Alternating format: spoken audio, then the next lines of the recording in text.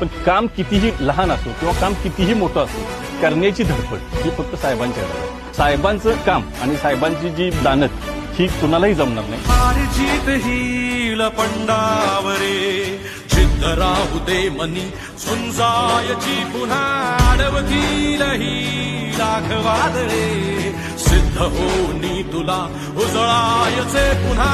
साहेबासाठी नाही बघा आम्ही जन्म आहे तर आम्ही करत नाही. तिथं आम्हाला सोनं देऊन दे भीक देऊन दे जिकडे साहेब हाय